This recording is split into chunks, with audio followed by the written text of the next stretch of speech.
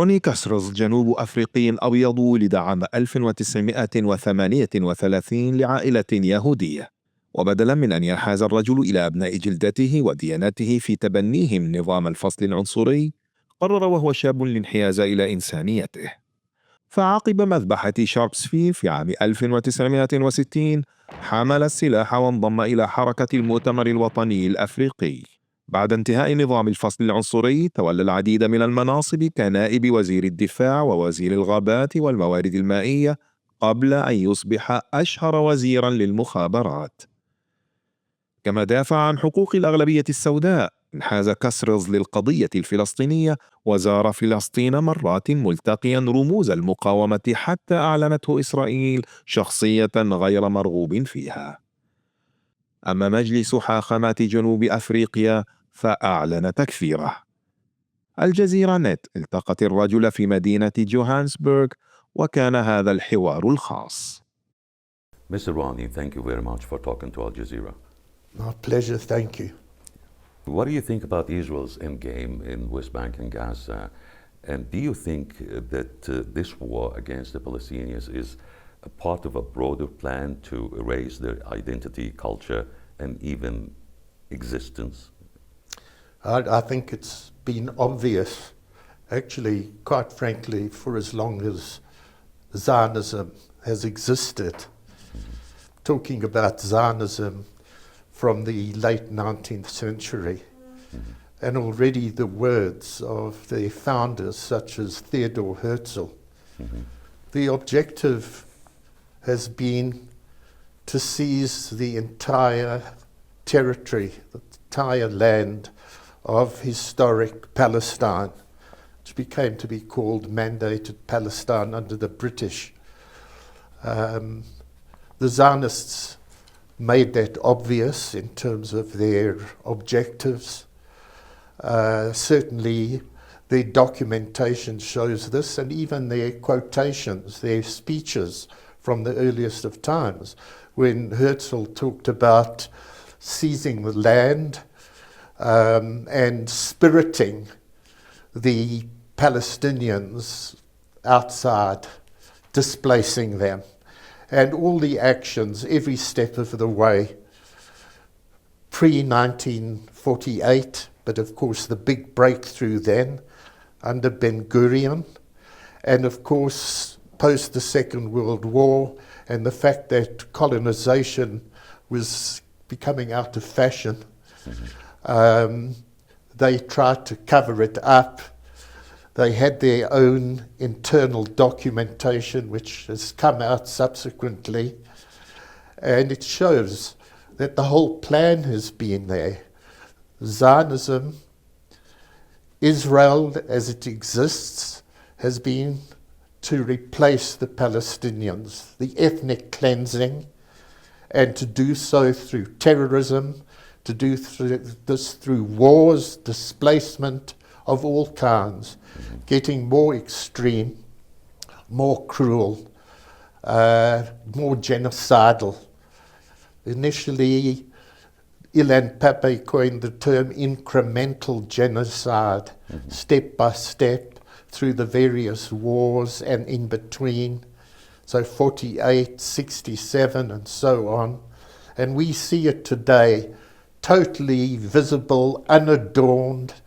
It's made clear by Netanyahu and his government of criminals.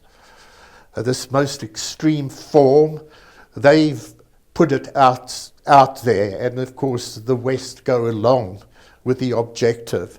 It's clearly to displace the Palestinians, to extinguish them if necessary, and they've seen that that's very necessary because of the staunchness, the samud of the Palestinians. It's their land, their indigenous people who the Zionists wish to replace, and they're doing so in the cruelest possible way.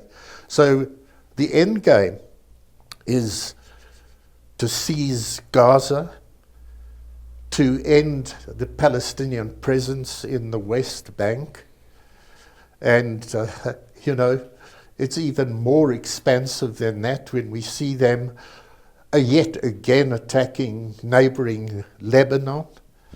So they are out, absolutely out, in no uncertain way, to wipe the Palestinians off the map, to get them out of their ancestral homeland. That's the dreadful history of Zionism. That's the end game. Do you think this is the reason why the Palestinians trickle down over the modern history from a people who are struggling for self-determination to a nation struggling for the mere right of existence? Well, certainly, I don't fully agree that the Palestinians themselves are the architects of limiting their horizon. Of course not at all. Of course. It's because of the Israel's endgame. It's this genocidal war of the Israelis that clearly people are just battling to survive. They're battling for life, for their families, to strive just to keep their families alive. It's so intolerable, the cruelty that they face. And clearly, in this situation, one can understand people wishing to simply struggle to survive. This is where the resistance comes in, a resistance which rallies and mobilizes and organizes the people, not to forget the cause of Palestine as a nation. And my belief is that the Palestinians, with their resistance, will never give in. And we hope they will never give in. And they certainly display that commitment. Having been a key leader in the South African struggle, what do you think when many people brand Israel as an apartheid state? Do you believe that the violence used in the past by the apartheid regime is comparable to Israel's actions against the Palestinians? Well, you know, I recall Archbishop Desmond Tutu going to Palestine for the first time before South Africa broke free from colonialism and apartheid. This was in 1989, and he made a statement which was that he had seen that the Palestinians were suffering in the same way that we were in South Africa. Those of us who knew the Palestinian struggle for many, many decades had come to the conclusion that the Palestinians were worse off than even the people of South Africa, the black people of South Africa, under settler colonialism, which had been the case here, which had developed into this terrible apartheid system, which Israel has followed. And we could note that the struggle of the Palestinians was even more difficult. When I visited Palestine for the first time in 2004, again in 2007, I saw visibly, shockingly, that it was far worse, the conditions. And many of those South Africans, like myself, who had been involved in this freedom struggle against South African apartheid, all came away, every visit, and they went much further than Desmond Tutu. And they said that the Palestinians suffer far more than the experience that we had had under the dreadful conditions of apartheid South Africa. And from that time, my visits of 2004 as a minister in 2007, it's become infinitely worse. I would say now, in terms of the savagery of what's happening, that it's incomparable. And when I met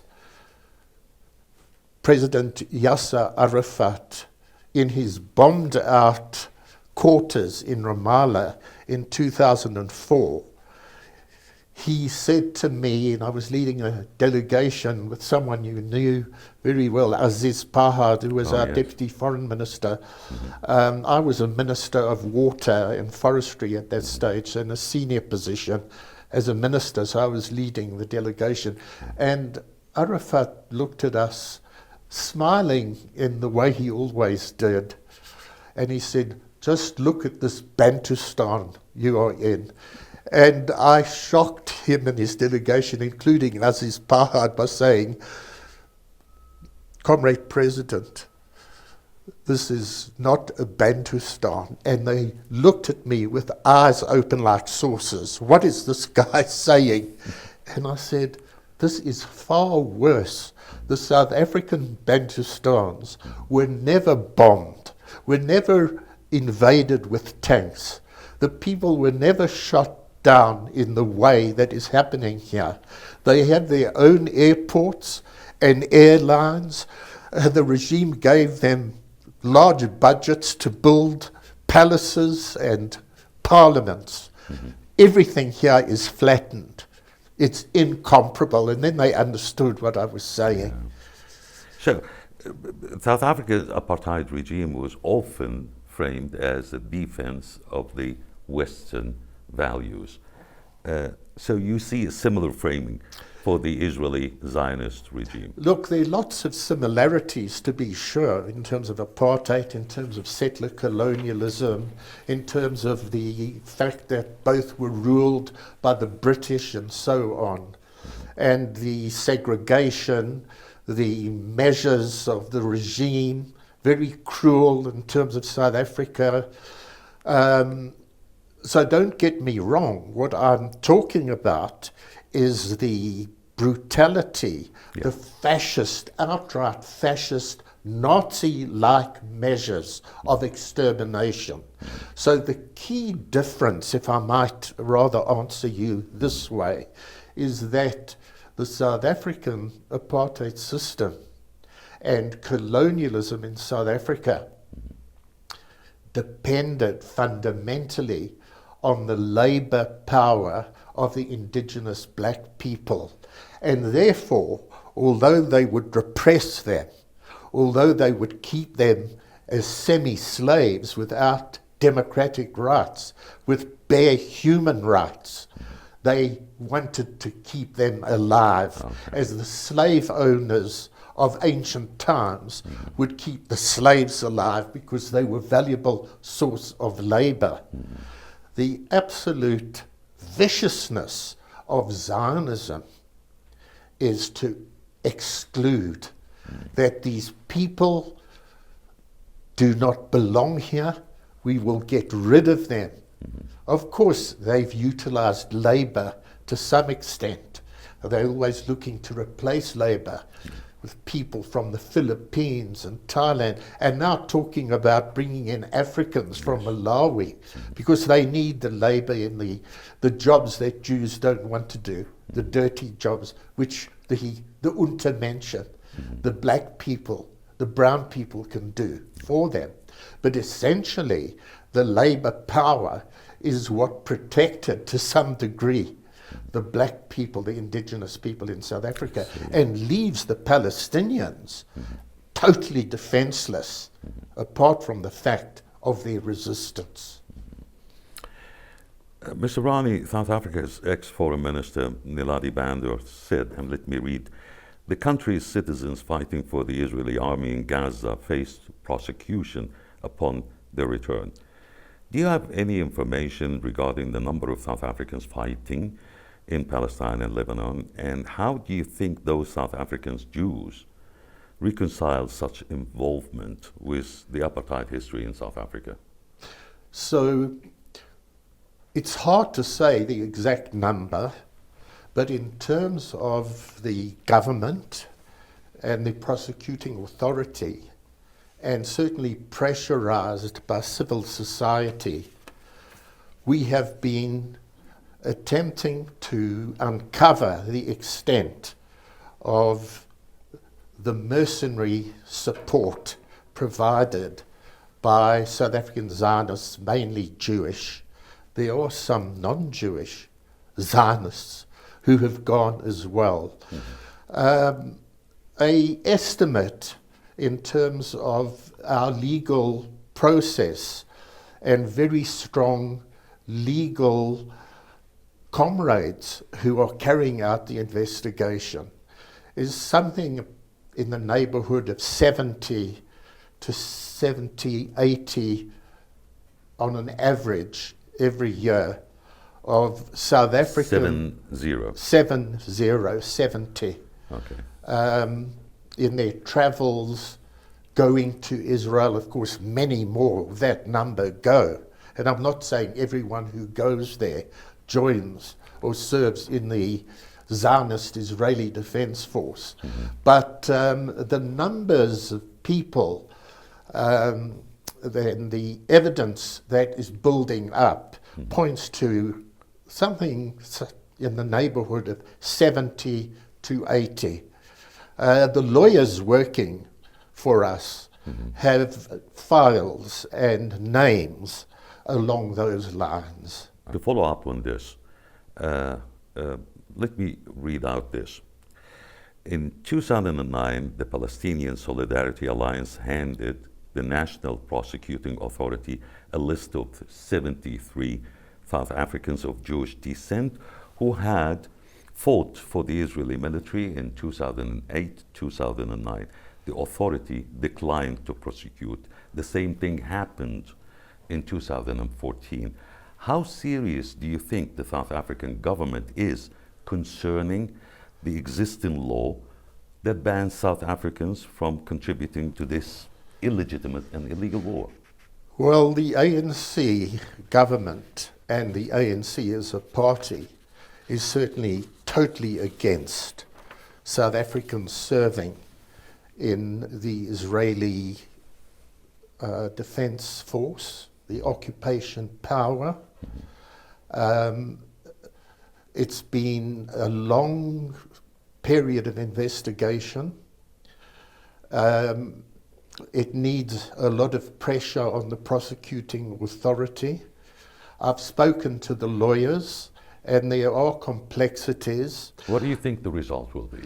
Look, there's pressure mounting because civil society is unhappy with the slowness of the process. And I'm talking about 2017.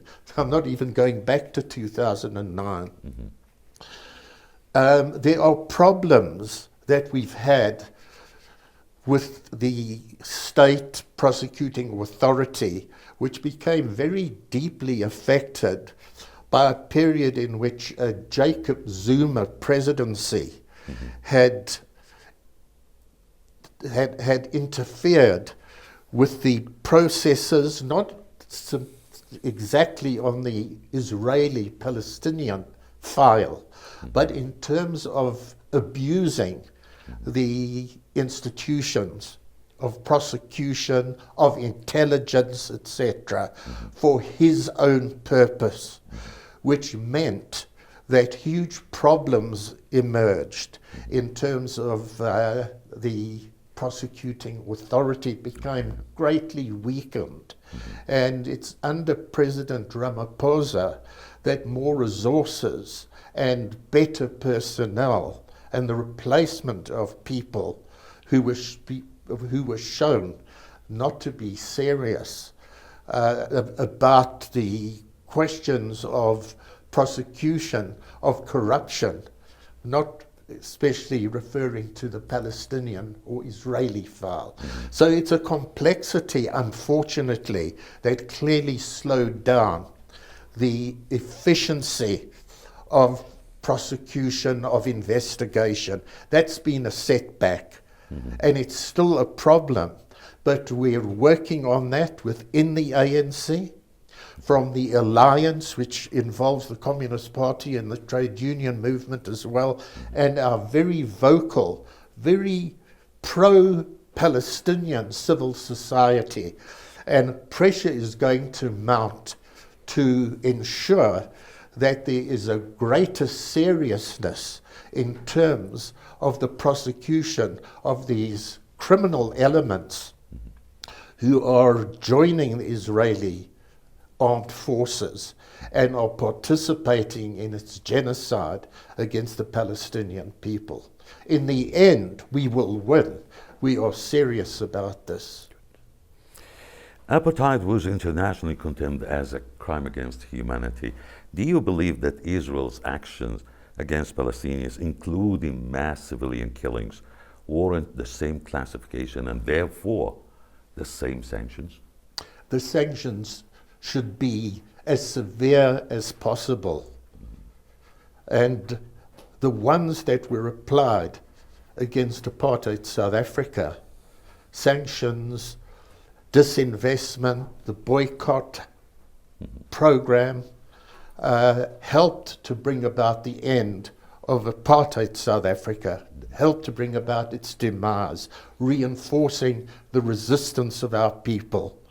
So this is what we're about, a BDS campaign which has been underway in this country in step with the international Palestinian-led boycott, divestment and sanctions. Where we reached now, this particular phase of utter butchery of fascism and genocide demands through the United Nations full sanctions in every sense of the word, and an appeal to companies, to society, to universities, to religious organizations, churches who played an important role in divestment from South Africa. So this goes hand in hand, of course, with civil society's boycott of South African products.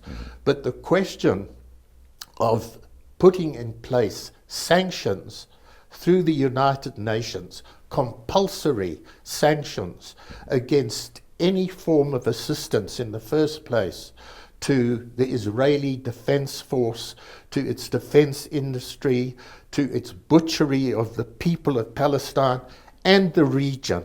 We see the attack, the invasion of Lebanon, the dangers to the whole region, to Iran, to Iraq, to Jordan, to Egypt in the past, when these countries have stood firm against Israel. But it's got to involve the entire world through the United Nations. The world cannot stand by whilst the Palestinian people are wiped off the face of the earth, which is the absolute objective of the Israelis, of the Zionists, if they can't get them out of Palestine itself.